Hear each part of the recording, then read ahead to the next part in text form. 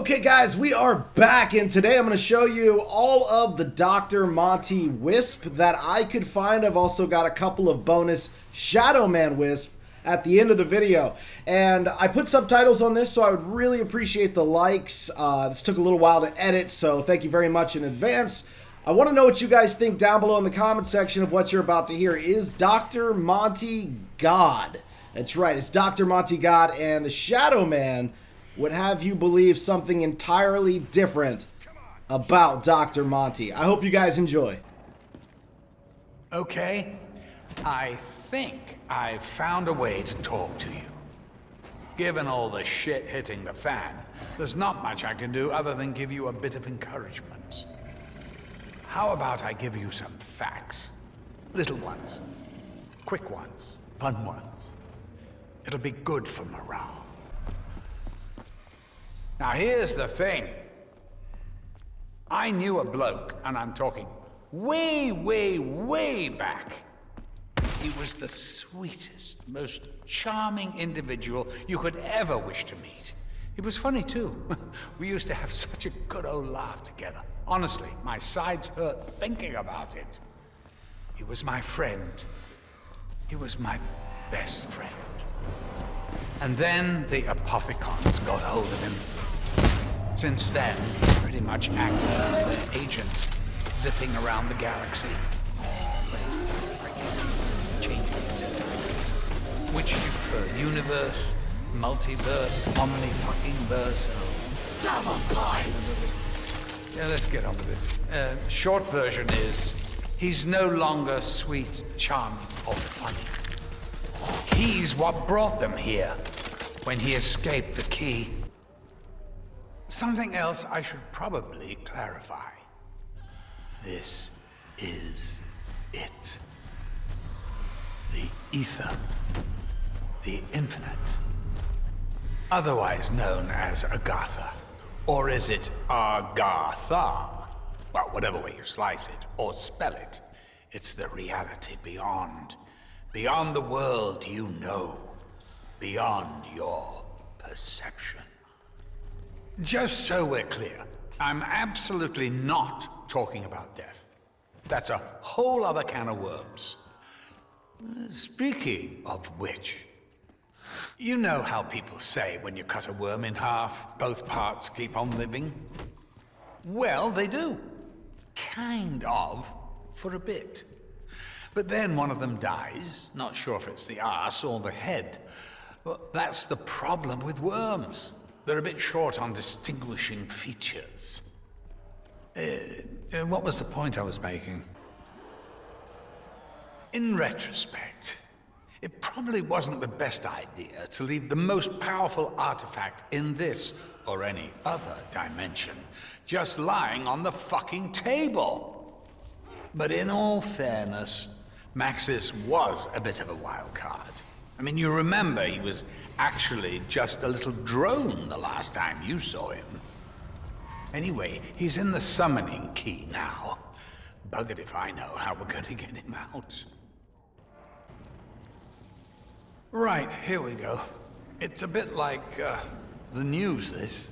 I mean, reading it on television. Sorry, I'm rambling. You should see what the Shadowman's doing back here. Okay? Apparently, Richtofen has a problem with nuts.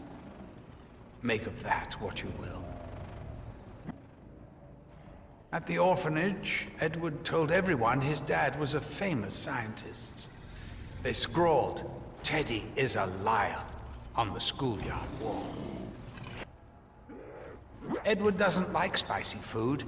His brain gets distracted. Bad things happen. Richthoven's favorite song is My Way. He wonders when he will get to sing it. Edward Richtofen has trouble sleeping without a teddy bear. A problem that didn't present itself until he was an adult. Richtofen has a desperate need to feel appreciated. His ego is actually very fragile. It's too much information sometimes, know what I mean? I know you must be struggling to take it all in, but can you imagine how I feel? I've got heartfelt prayers to the angels, dying people's wish lists and letters to fucking Santa coming out of my bleeding ears. And it's hard to keep up, honestly. I hardly ever get any time for myself, or even just time to stand back and appreciate all the good that I've done. And now, I've got the bloody Shadowman and the apothecocky cons throwing an intergalactic spanner in the works. Here's something I just noticed. All of you died pretty much as you lived. Dempsey bravely followed orders. Takeo accepted his fate with honor.